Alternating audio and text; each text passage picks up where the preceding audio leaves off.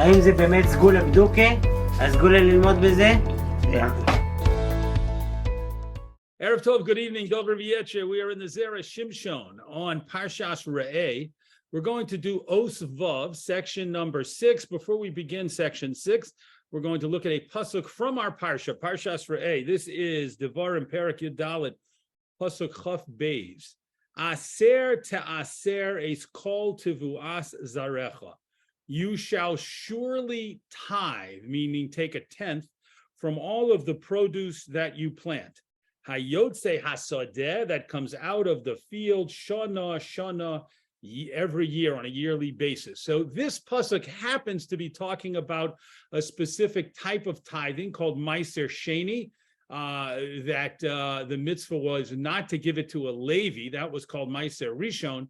The mitzvah with Meiser Sheni, which was a second tenth that you took from your produce, was to bring it up to Yerushalayim and eat it and enjoy it there.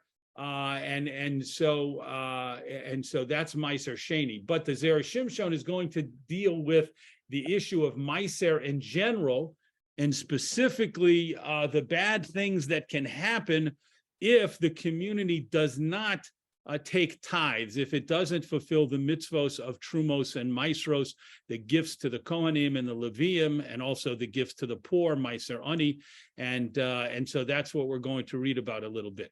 Okay, Parakama de Tanis. We're starting right in the text of the Zera Shimshon, Os Vav, section 6, and the first chapter of Maseches Tanis. Amar Rav Huna. Rav Huna said, Kol hamariv atzmo b'shas re'avon.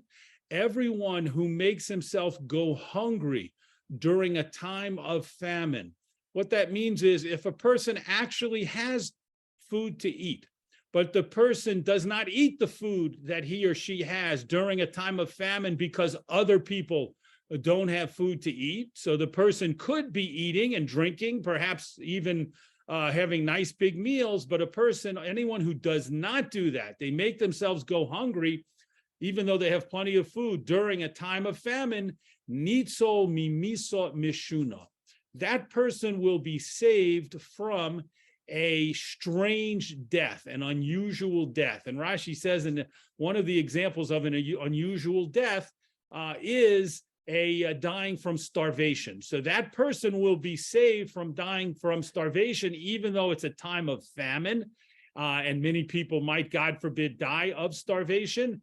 This person will not die of starvation, even though he or she is going hungry, as a reward, as a sachar for making themselves not eating and drinking a lot during that time.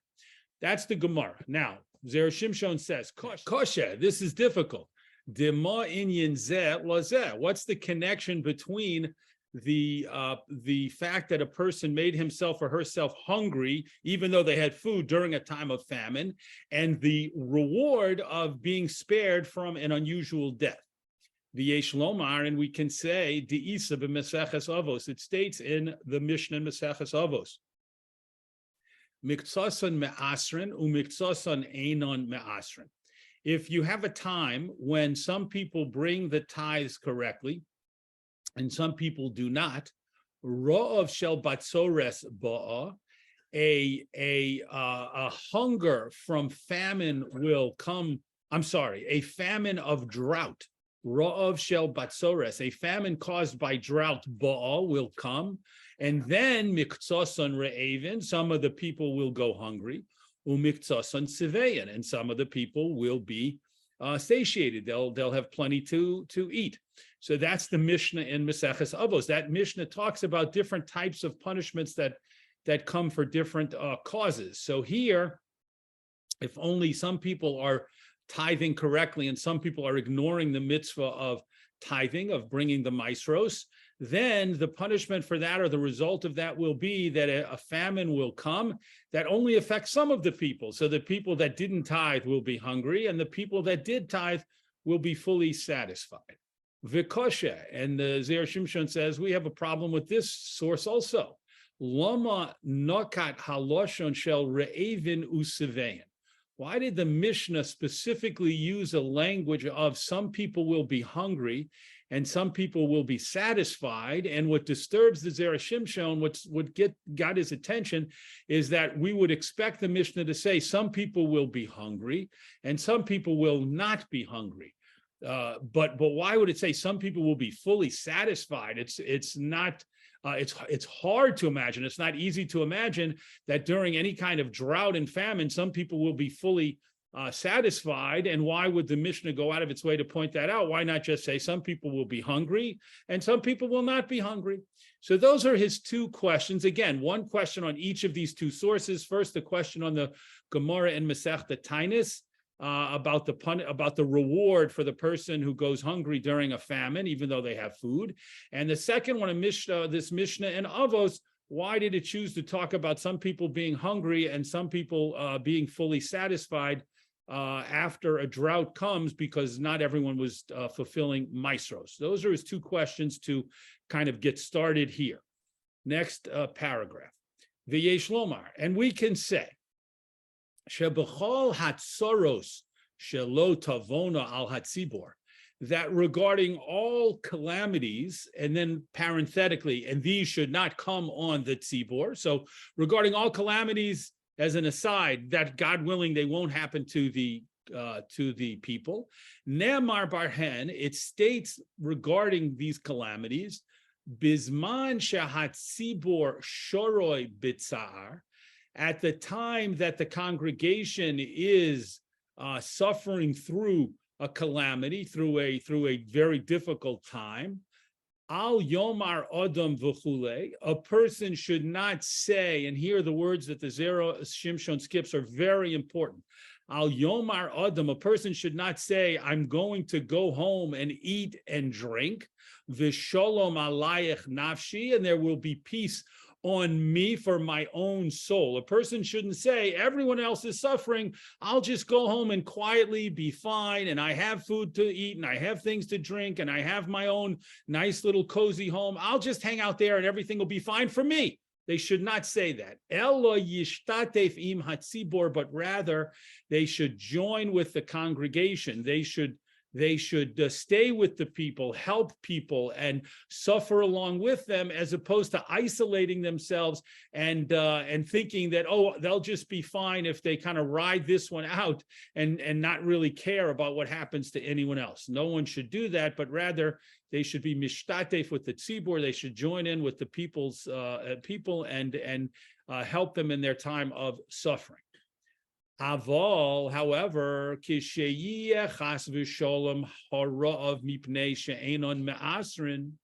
however, God forbid if a famine comes because people were bringing maasros, then hayechidim sheme'asrin enom chayovim la'anos nafsham. The individuals who were giving maaser properly have no obligation to make themselves suffer. In order to join with the tzibor who are hungry. The people who did not take maasros, they didn't tithe properly according to the law, according to the halacha, damam barosham. Literally, their blood is on their heads, which is an expression that means what happened to them is their responsibility. Their actions and their choices caused the punishment to befall them, to come upon them. The osam hame'asrin, and those people who give maaser, who tithe appropriately, in hachinami sheyicholim le'achol v'lishtos v'lismoach. We need to concede that they are able to eat and drink and rejoice. They're able to do all those things while other people are suffering. Ve'adarabba, and just the opposite. Ho'il she'hakadosh baruch hu hishpil lahem harbe tevua, since Hashem made sure that he gave them plenty of grain and produce during this time of general famine, they need to eat and be satisfied. And accept the blessings from Hashem in a gracious way. They need to. It's not just that they have the option to eat and drink and take care of themselves. They're obligated to do that in order to show Hashem and demonstrate to Hashem that they fully appreciate the blessing that he's giving them of food during a time of famine. Kidei sheyiya nikar, in order that it should be recognized, sheha'acherim heim re'evim, that the other people who are going hungry, ba'avon hamaser, it's because of the sin that they didn't bring their tithes. V'zem mamish hu ritzono shel hakadosh baruch hu. And what's happening is actually the will of Hashem, meaning it's the will of Hashem that the people who brought Meiser will be fine and be okay and have plenty of food to eat, and they should eat it and enjoy it. And it's the will of Hashem that the people who did not made the decision not to bring Maestros, not to tithe appropriately and follow those mitzvos, then they're not going to be have plenty of food to eat, and they're going to suffer through the famine as a result of their own choices and their own actions. So the Zera Shimshon has already begun to kind of weave his answer together, and we can already see the outline, at least, of the answer to the first question. And so let's just understand, recap this paragraph. We have a new source that the Zera Shimshon introduced, which is also a Gemara from Masechta Tanis, and that Gemara tells us that at a time when everyone is suffering, for example, during a famine, a person shouldn't go off and isolate himself or herself and just say, I'll just do my own thing because I have food and I'm fine and I just will ignore the suffering of everyone else. No, the person shouldn't do that. The person should get involved and suffer along with everyone else and help everyone else if he or she is able to do so. So the Zera Shimshon said that source doesn't fit with our first Gemara in Masechta Tanis that told us, the first source we looked at in this piece, that told us that if some people give maestros and other people don't give maestros, the people who give maestros are going to have food to eat, and the other people are going to suffer from not having enough food to eat. And in fact, the Zera Shimshon took it a step further and said it's a mitzvah for the people who have food, because they gave maestros and were careful and paid attention to the mitzvos of maestros and the related obligations. It's a mitzvah for them. It's the ratzon of Hashem that they should eat and drink and so to speak, not be concerned about other people. Of course, chas v'shalom, if you have enough food, you should certainly help other people. But the point is, don't refrain from eating and drinking. Rather, eat and drink and take care of yourself and thank Hashem that you're being blessed as a reward for the fact that you were careful about the mitzvos of maestros. And the other people who don't have food, those people, it's the ratzon of Hashem at this time, hopefully for a limited duration, that they're going to suffer without enough food because they weren't careful about the mitzvos of maestros. So the Zera Shimshon has made an exception, has pointed out an exception to the rule of always suffering along with the tzibor and never eating and drinking a lot if the tzibor doesn't have food. He's made an exception to that in the specific situation when the lack of food is due to the inattention, the lack of appropriate attention to the mitzvos of maestros, of tithing. That's where he is so far, and he'll explain that in more detail. But he's going to continue, and he's going to introduce a new source. Aval b'perek beis de Shabbos, however, in the second chapter of Masechah Shabbos, Omrinon, we say, mipnei gozel, because of sins of thievery, if there's a lot of theft in thievery in a community or in a society, hagovai ole, the locusts come up, v'hara'av hoveh, and the famine happens. So the Gemara tells us that when there's thievery and theft in a society, it can reach the point that a famine will come. Continuing on the next page, top of the next column. Ve'im kain, and if so, hara'av ba chas v'shalom al echad mishnei dvarim. We are seeing from our sources so far that a famine can come, God forbid, for one of two reasons. O mipnei she'enon me'asrin. Perhaps it can be because people are not tithing. If in the society only some people tithe, but many others do not, that can bring about a famine. O mipnei hagozel, or because of theft, rampant thievery that spreads in a community. When a famine comes to a community because of the sin of people not tithing, nicha, then we've established that a person is allowed to eat and enjoy himself. He's allowed to eat in that situation. V'domam berosham. And the other people who are suffering, it's their fault. It's a consequence of their own actions. And so the other person who's not suffering because he or she did the right thing in regarding the mitzvos of Masros, that person is allowed, and we would even say obligated, as the Zera Shimshon pointed out, to thank Hashem by enjoying the bounty that he or she has. The ayin od svara acheres beperushenu lemeseches avos, and you can see another explanation of this idea in our commentary on Maseches Avos. So the Zera Shimshon points out, you can look over there in his commentary to see more of an explanation about this. Omna, however, next paragraph, im yovo mibnei hagozel, if a famine comes because of thievery, oz eno yochol le'echol, then a person is not allowed to eat, ela mishum pikuach nefesh, unless the person actually has to eat because of danger to his life. So a person has to generally avoid eating when a community is suffering a famine because of, that's based on it, that's because of thievery and theft. Dahainu kidei chayov bilvad, the person can only eat enough to stay alive, to subsist. Mishum de garsinon beperak hagozel, because the Gemara teaches us in Baba Kama and the Perak HaGozel as follows.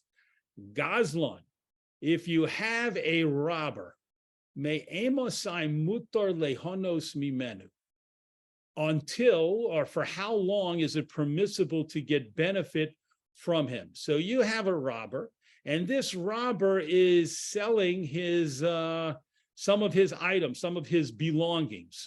So for until what point are you allowed to buy things from this person or accept a gift from this person, from this robber? Rav Omar, there's going to be an argument between Rav and Shmuel. Rav said, Ad sheyiyeh rov mishelo. You may continue getting things or buying things from this robber until, as long as most of the things that he has, that he owns, belong to him.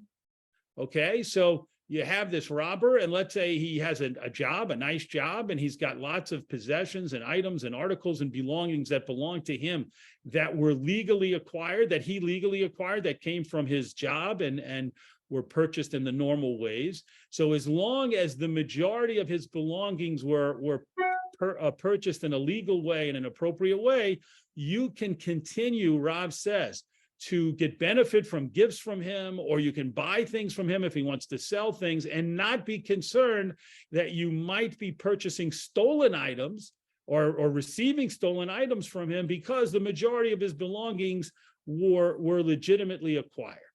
Ushmuel Amar, Shmuel argued and said, Ad sheyiyeh miut mishelo.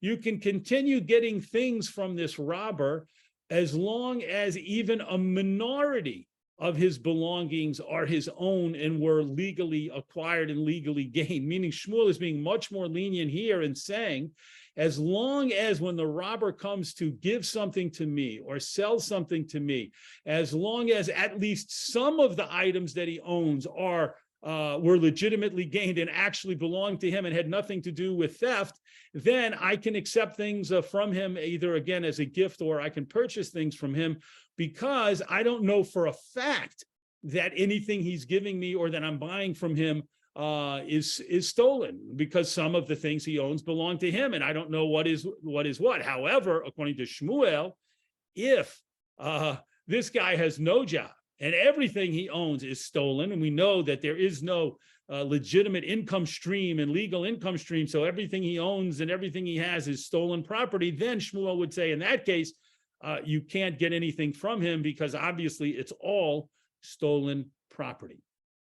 Upasku haposkim kerav.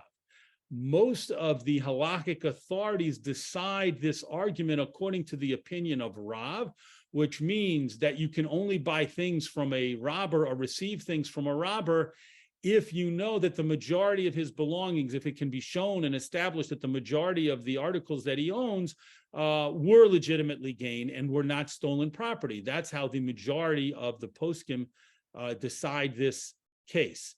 However, the Rambam, who's going to be quoted now in a moment, but the Zera Shimshon doesn't explicitly tell us this. He assumes that we know it. We've seen the Zera Shimshon often assumes that we know more than we might actually know. The Rambam paskins like Shmuel in this Gemara. The Rambam upholds the opinion of Shmuel, which is, as we said, the much more lenient opinion. However, listen to what the Rambam writes. Rambam b'perek hey mihochos gizela kosav. The Rambam in the 5th chapter of the Laws of Gezela wrote, V'zeh l'shono. And here's a quote from that point in the Rambam, that section in the Rambam.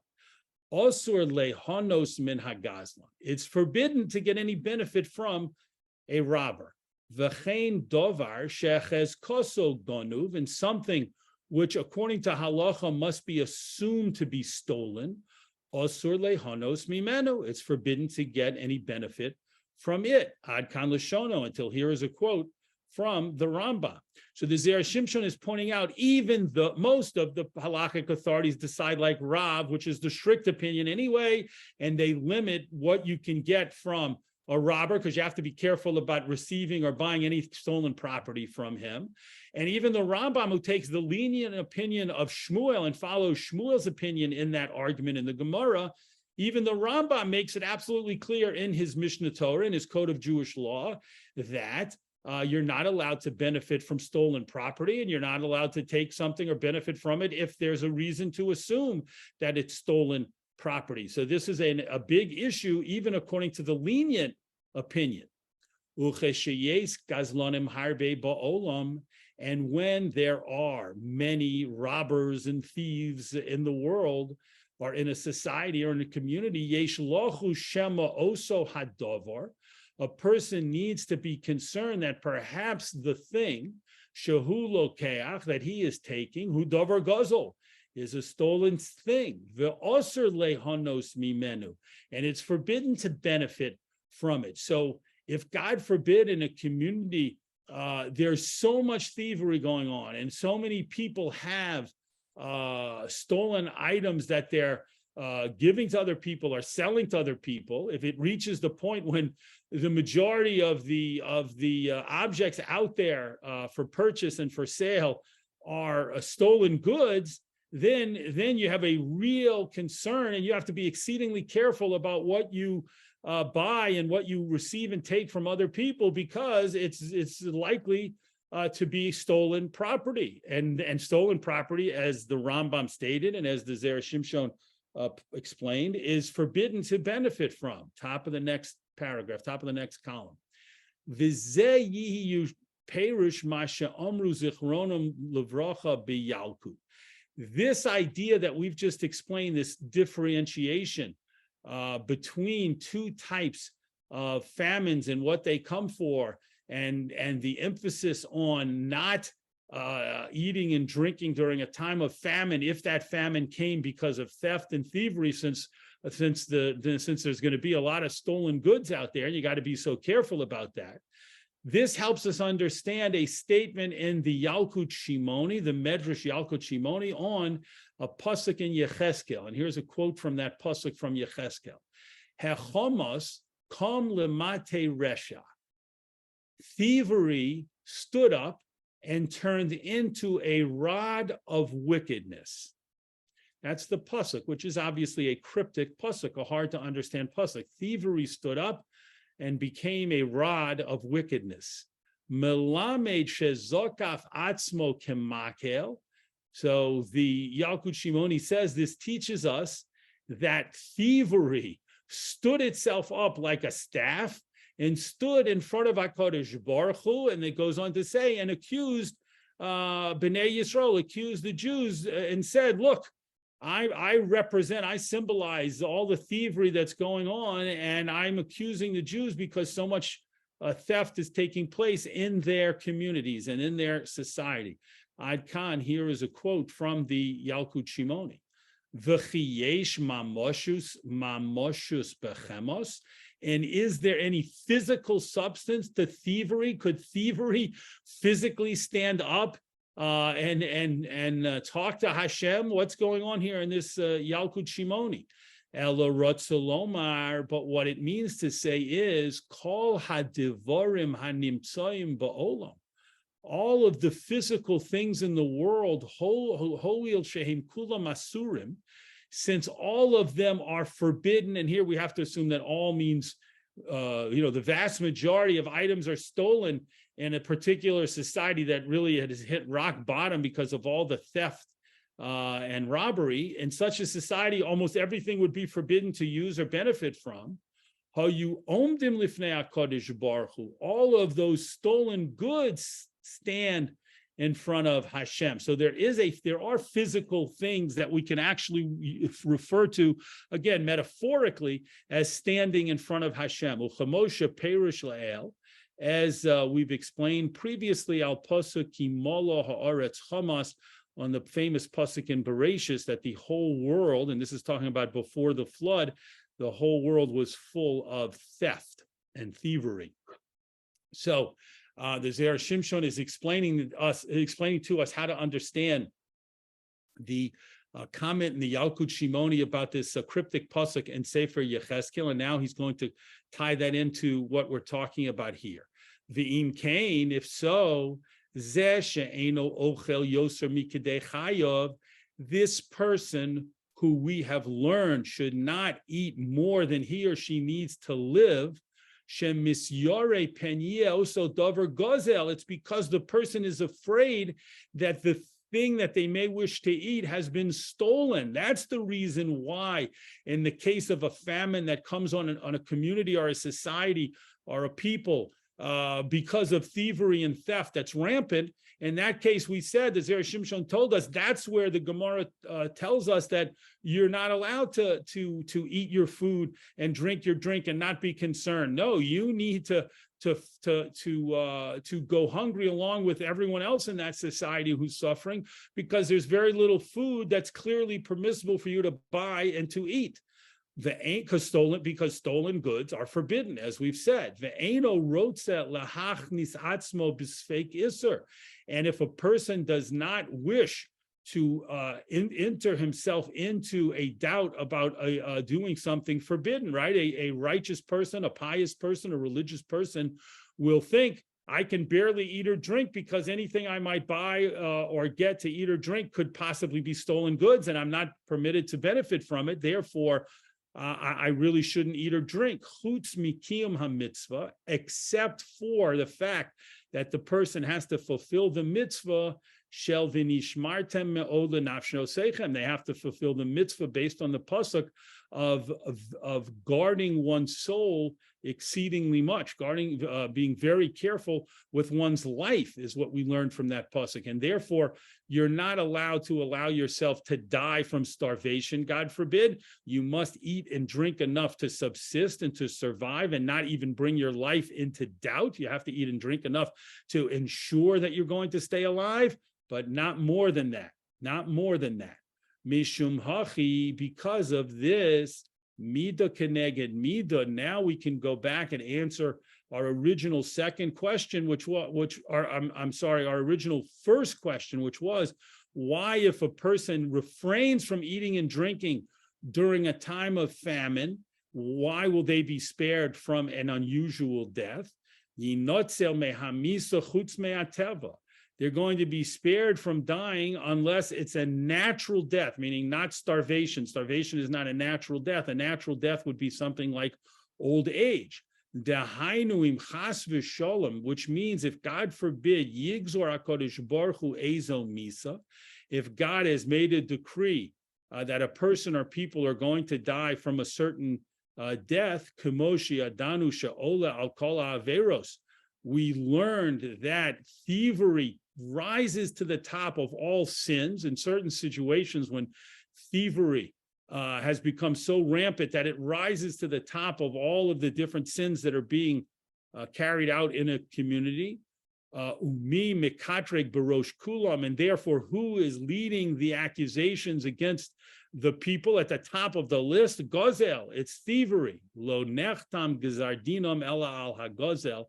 People's verdict to suffer punishment, and here we're talking about dying, is only sealed against the people because of the thievery that went on. So a person who is careful not to eat and drink because they know that the things that they might eat and drink could be stolen, and therefore they refrain from eating and drinking except what they need as the bare minimum, such a person will be spared from the death that could come and be decreed, God forbid, against the community because of the rampant theft and thievery and immorality that's happening. This person deserves to be spared from that midah keneged midah. They were particularly careful about not eating and drinking, even though they could afford to buy food and drinks, because they didn't even want to touch something, to consume something that might have been a stolen item. Therefore, they will not die if death is decreed against people because of the rampant theft that's going on in that particular society. So the Zera Shimshon, when we put all of the pieces together, all of the puzzle pieces and the sources together, the Zera Shimshon has taught us that famine could, God forbid, be decreed against a society or a community for one of two reasons. There could be other reasons as well, but here the Zera Shimshon is dealing with these, he's focusing on these particular sources, these Gemaras and sources here.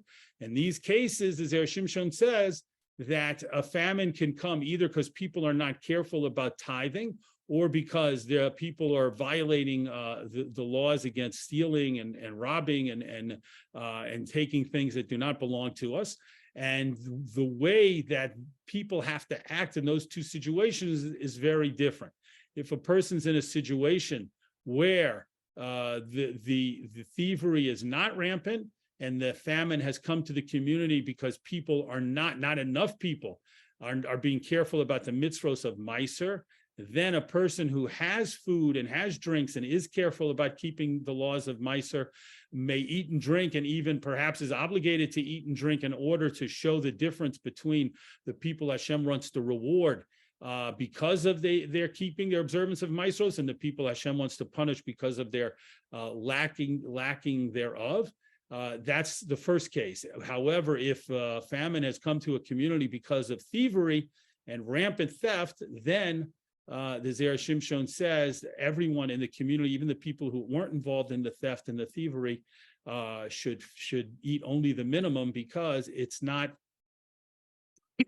excuse me, it's not clear what's allowed to be consumed and what's forbidden to be consumed, and therefore the right thing to do is not to eat or drink anything above the bare minimum that a person needs to live, and more than that, to ensure that they're eating enough to stay alive, but not more than that. They certainly can't have big meals and any kind of and real enjoyment, eating for just enjoyment, because that would be inappropriate, and in such a case they will be rewarded by being spared the punishment that might come to the community for their particular averos. Yasher Koch for joining in the learning this week, and we look forward, God willing, to learning again in the Zera Shimshon together next week.